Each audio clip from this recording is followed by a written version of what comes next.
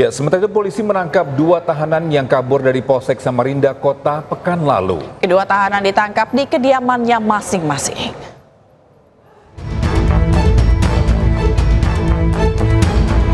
Tim gabungan Jatanras Polda Kalimantan Tengah, Polresta Palangkaraya, dan Polda Kalimantan menangkap 2 tahanan Polsek Samarinda Kota yang kabur pekan lalu. Penangkapan buronan DPO ini awalnya dilakukan tim gabungan terhadap Kristantus Dominikus alias Santos di rumah kakaknya di Kecamatan Pahandut, Palangkaraya, 25 Oktober lalu. 3 hari berselang, petugas kembali menangkap rekan pelaku, Muhammad Yusri alias Unyil, di Jalan Raflesia, Kecamatan Jekan Raya. Penangkapan para napi yang kabur berawal dari kecurigaan warga yang melapor ke polisi.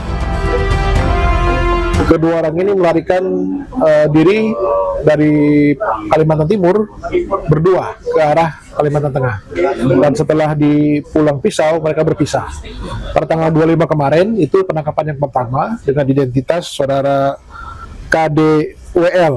Ya, yang pertama itu ditangkap pada saat di rumah kakaknya, di rumah saudaranya. Ya. Kemudian yang satu lagi di rumah warga yang teridentifikasi bahwa warga ini melihat ada seseorang yang tinggal di situ lama tapi tidak jelas identitasnya, dan dia melaporkan dari warga tersebut melaporkan ke pihak Polres, kemudian melakukan penangkapan dan ternyata adalah DPO dari tahanan yang melarikan diri di Polsek Samarinda Kota. Ya.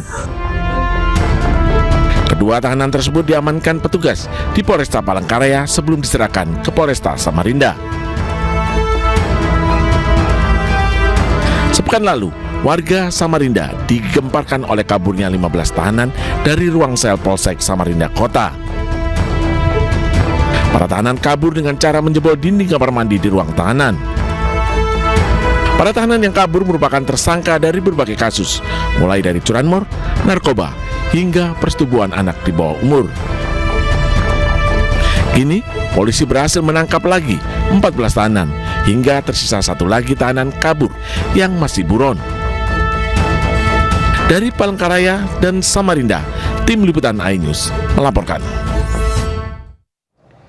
Ya, perkelahian 2 warga di Kabupaten Pangkep, Sulawesi Selatan menggunakan senjata tajam berujung maut. Ya, perkelahian yang menewaskan 1 orang tersebut diduga dipicu dendam lama.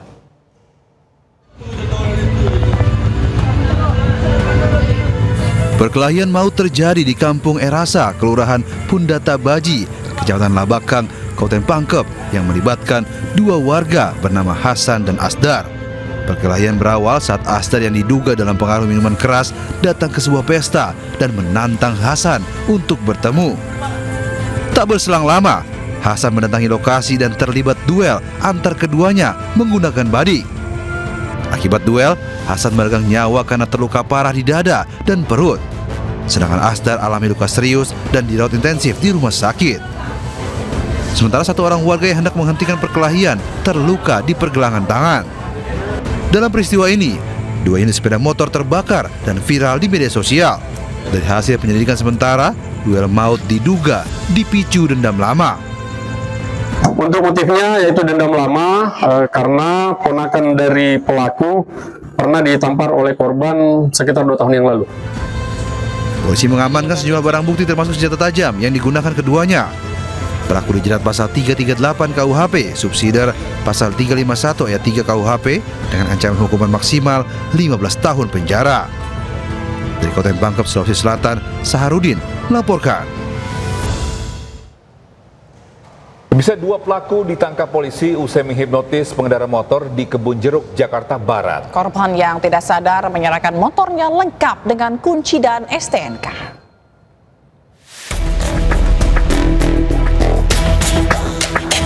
Kamera pengawas merekam 2 pelaku hipnotis beraksi di Jalan Panjang Kebun Jeruk, Jakarta Barat. Mereka memperdaya seorang pengendara sepeda motor jenis Matic. Diduga tidak sadar, korban menyerahkan sepeda motor dan STNK-nya kepada pelaku. Setelah korban melapor ke Polsek Kebun Jeruk, polisi menangkap para pelaku di Cilincing, Jakarta Utara dan Bogor, Jawa Barat. Dari tangan kedua pelaku, polisi menyita barang bukti sepeda motor milik korban beserta kunci dan STNK. Penyelidikan awal, dia merasa dipicu. Itu barang-barang yang diambil apa aja? Barang-barang yang diambil menurut keterangan dari korban ada 1 unit handphone, 1 unit laptop, dan 1 unit sepeda motor. Kedua pelaku kini mendekam di sel tahan Polsek Kebun Jeruk. Mereka dijerat pasal berlapis tentang pencurian dan penipuan dengan ancaman hukuman 7 tahun penjara. Dari Jakarta, Miftahul Gani melaporkan. Ya, kita ke informasi lain. Pemirsa, diduga diterpa hujan dan angin, sebuah bangunan pondok pesantren di Situbondo, Jawa Timur ambruk. Akibat peristiwa tersebut, seorang santriwati meninggal dan sejumlah santri lainnya mengalami luka-luka.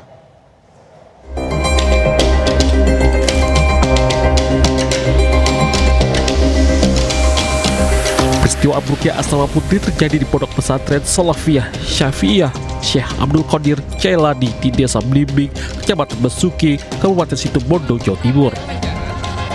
Peristiwa tersebut terjadi saat para santri putri tengah beristirahat di dalam asrama. Hujan deras yang berlangsung cukup lama disertai hembusan angin diduga kuat membuat sebagian struktur bangunan asrama mengalami kerusakan. Akibat peristiwa ini, 1 orang santriwati meninggal dunia atas nama Putri berusia 12 tahun. 7 santriwati lainnya mengalami luka dan dirawat di Puskesmas Besuki, serta di RSUD Besuki dan di RSIA Jatimnet. Kini pihak kepolisian telah melakukan olah TKP untuk mencari penyebab ambruknya bangunan. Atas nama Putri, itu kelas 1 SMP. Dia itu baru 6 bulan, belum 1 tahun di sini, santri baru. Kini kepolisian telah melakukan olah TKP untuk mencari penyebab ambruknya bangunan. Dari Situbondo, Jawa Timur, Rizky Aibiro Ohwat, iNews melaporkan. Ya, seorang pelaku pengeroyokan menggunakan senjata tajam terhadap karyawan SPBU di Sampang menyerahkan diri ke polisi. Ya, sementara 2 pelaku lainnya masih diburu oleh petugas.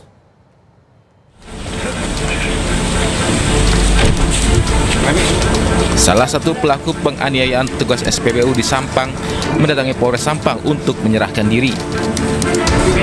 Di antara pihak keluarga, pelaku langsung digiring petugas untuk diperiksa lebih lanjut. Pelaku pun langsung ditetapkan sebagai tersangka. Sementara 2 pelaku pengeroyokan lainnya masih diburu polisi. Petugas kini selidiki siapa pelaku yang todongkan senjata api ke korban. Setelah itu tadi saya ditelepon salah satu tokoh menyampaikan Pak Kapolres, ini saya tokoh ini nama ini tidak perlu kami sebutkan namanya. Ya Pak Haji, ini yang pelaku yang di Jamplong mau kami serahkan. Oke Pak Haji, nanti intinya jaminannya jangan disakiti.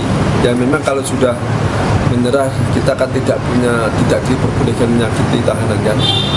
Kita perlakukan sebagaimana mestinya. Sebelumnya 3 orang mengeroyok petugas SPBU Camplong Sampang dengan senjata tajam dan senjata api. Pengeroyokan berawal dari cekcok lantaran pelaku tak bisa membayar BBM menggunakan barcode. Akibatnya korban terluka serius dan harus dirawat di Rumah Sakit Sampang. Dari Sampang, Jawa Timur, Fatur Rahman, iNews melaporkan.